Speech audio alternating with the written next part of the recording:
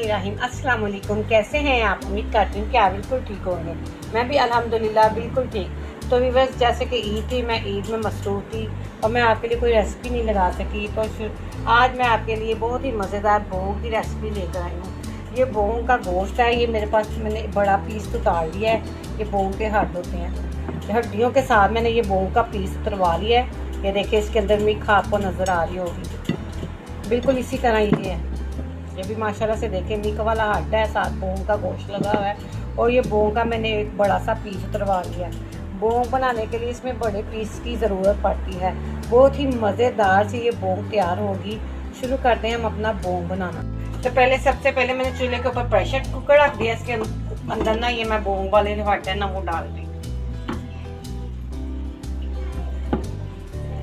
काफ़ी ठीक हमारी ये बोंग बनेगी।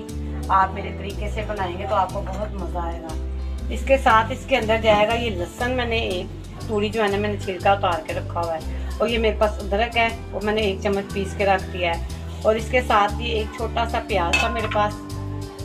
इसके अंदर प्याज ज़्यादा नहीं डालना। ये देखें, ये तकरीबन इतना सा मेरे पास प्याज है। इसको मैं इसके अंदर काट के डाल दूँगी। बड़ा प्याज नहीं डालना, ना हमने इसको ज़्यादा डालना है। इसको मैं ना छिलका उतार के ना इसके अंदर डाल दूँगी। प्याज मैंने इसके अंदर काट के डाल दिया। छोटा सा प्याज था और इसके साथ ही एक छोटा सा टमाटर इसके अंदर जाएगा। टमाटर का मैंने छिलका उतार दिया है। इसका मैंने फ्रीज किया हुआ था। ज़्यादा टमाटर भी नहीं डालने, क्योंकि हमने इसके अंदर ना दही डालना है। ये टमाटर हमने इसके कलर देने के लिए डाल रहे हैं हांडी में। और इसके साथ इसके अंदर जाएंगी ये दालचीनी के 2 टुकड़े हैं मेरे पास, वो डाल रही हूँ। ये 2 बड़ी इलायचियाँ वो इसके अंदर जाएंगी। साथ ही साथ इसके अंदर जाएगा नमक। 1 चम्मच इसके अंदर नमक का डाल रही हूँ। आप अपने जायके के हिसाब से डाल सकते हैं। इसके अंदर जाएगी हल्दी। 1 छोटा चम्मच इसके अंदर हल्दी का जाएगा। लाल मिर्च इसके अंदर जाएगी। ये तकरीबन 2 छोटे चम्मच मैंने भर के इसके अंदर डाले हैं। अब इसके अंदर ना 1 गिलास में पानी डालूंगी। ज़्यादा नहीं डालना, सिर्फ 1 गिलास पानी का डालना है। इसको सिर्फ लहसुन प्याज को मैंने गलाना है। लहसुन प्याज डाल जाएगा ना, फिर इसको मैं भून लूँगी। फिर इसको मैं बाद में ना हल्की आंच पे मैंने इसको पकाना है, प्रेशर में नहीं पकाना। ये सिर्फ 10 मिनट के लिए मैं बंद कर रही हूँ ताकि हमारा लहसुन प्याज गल जाए। प्रेशर को मैंने बंद कर दिया। चूल्हा मैंने नीचे से ऑन कर दिया है। तकरीबन इसकी वेट को मैंने 10 मिनट चलाना है, इससे ज़्यादा नहीं मैंने चलाना। तो मैं आपको मिलती हूँ तकरीबन 12 से 13 मिनट बाद। तो इसको प्रेशर को मैंने तकरीबन 10 से 12 मिनट चलाया है। अब मैंने ना ये बोंग का गोश्त जो है ना निकाल के मैंने देचकी में डाल दिया है। देचकी में मैंने इसलिए डाला है कि इसकी बुनाई अच्छी तरह से हो सके। प्रेशर का मुँह ज़रा बंद होता है। ये आज जैसा कि आपको नज़र आ रहा है कि ये हड्डियाँ हैं बहुत बड़ी बड़ी, तो वो उस पर अच्छी तरह से भूननी नहीं जानी थी। तो मैं इसमें ज़रा अच्छी तरह से भून लूँगी। तकरीबन 5 मिनट मैंने इसको भूनना है। ये लहसुन और जो प्याज है ना, इसको चम्मच की मदद से मैं पीस लूँगी ना इसे। बहुत ही मज़ेदार यम्मी सी ये बोंग का सालन ऐसे तैयार होगा कि आप बाजार की बोंग भूल जाएंगे अगर आप इसको मेरे तरीके से बनाएंगे। तो ये देखिए, इसके अंदर जो लहसुन प्याज है ना, सारा मैंने पीस लिया है। अब मैं चम्मच की मदद से ना इसमें ऑयल डालूँगी। ऑयल मैंने ज़्यादा नहीं डालना, सिर्फ इतना सा ऑयल डालना, ज़्यादा नहीं डालना, क्योंकि ये जो हड्डियाँ हैं ना, इसके अंदर से ना काफ़ी वो ऑयल निकलना है, चिकना या काफ़ी हो जाएगा। इसमें बहुत ऑयल इसमें खुद ही फैल देना, क्योंकि इसके अंदर मिक है हड्डियों के अंदर बहुत ज़्यादा, तो जो इसके अंदर ऑयल निकाल देगी।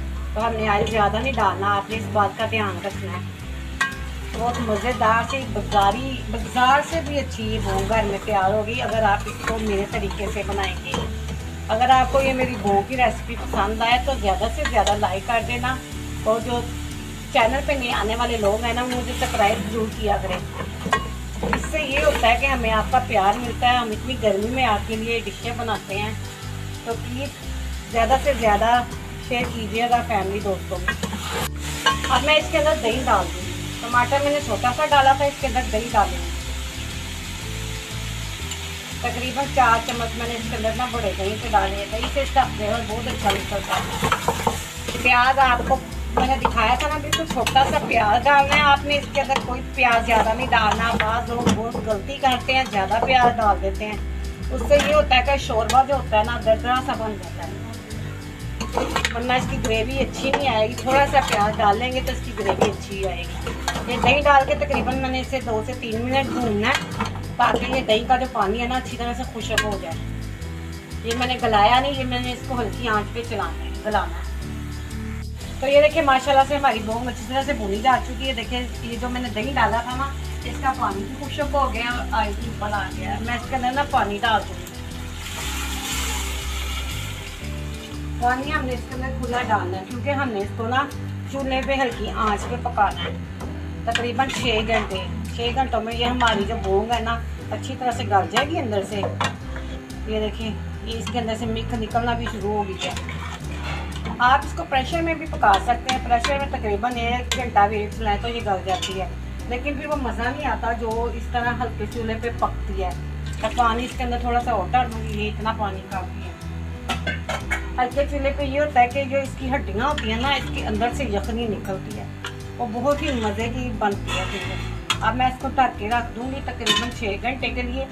हल्की आंच कर दूँगी। बाला जब आ जाएगा पानी का तो मैं इसकी आंच को हल्का कर दूँगी, तो फिर मैं आपको 6 घंटे बाद। तो ये देखिए माशाल्लाह से ना तकरीबन इसको मैंने 6 घंटे के लिए पकाया हल्की आंच पे।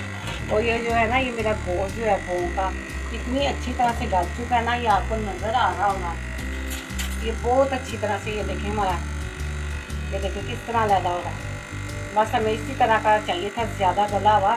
ये आफ्टर चूल्हे में अंदर से गलता है, और ये जो हड्डियाँ इसके अंदर से इतना अच्छा सूप निकलता है ना, पक के जो पकता है ना हल्की आंच पे। ये देखें इसका आप शोरबा चेक करें। ये माशाल्लाह से मेरा तैयार हो चुका है। अब मैं इसके अंदर डालूंगी पिसा हुआ गरम मसाला।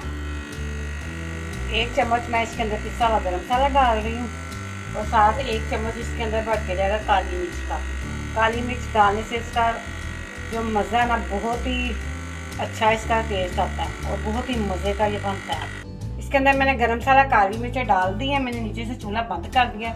इसको मैं ढक देती हूँ तकरीबन 2 मिनट के लिए। फिर बाद में मैं 2 मिनट बाद आपको बोल में डिश आउट करके दिखाती हूँ हमारा ये मज़ेदार यम्मी सा बोंग का सालन। अल्हम्दुलिल्लाह ये देखिए हमारी फाइनल लुक माशाल्लाह से कितना खूबसूरत लग रहा है। ये बहुत ही मज़े का यम्मी सा हमारा बोंग का सालन तैयार हुआ है। अगर आप इसको मेरे तरीके से बनाएंगे ना, तो आप बाज़ार से बोंग लेना भूल जाएंगे।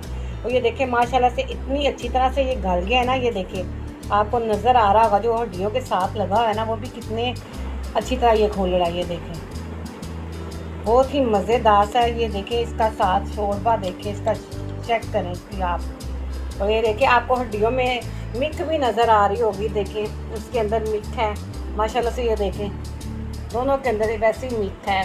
बहुत ही मज़े का यम्मी सा ये मेरा सालन बोंग का तैयार हुआ है। अगर आपको ये मेरी रेसिपी पसंद आए तो ज़्यादा से ज़्यादा लाइक कीजिएगा, अपनी फैमिली दोस्तों में शेयर कीजिएगा। चैनल पे नए आने वाले लोग मुझे सब्सक्राइब ज़रूर करें। इसके साथ ही मैं आपसे चाहूँगी इजाज़त। दुआओं में याद रखिएगा। अल्लाह हाफिज़।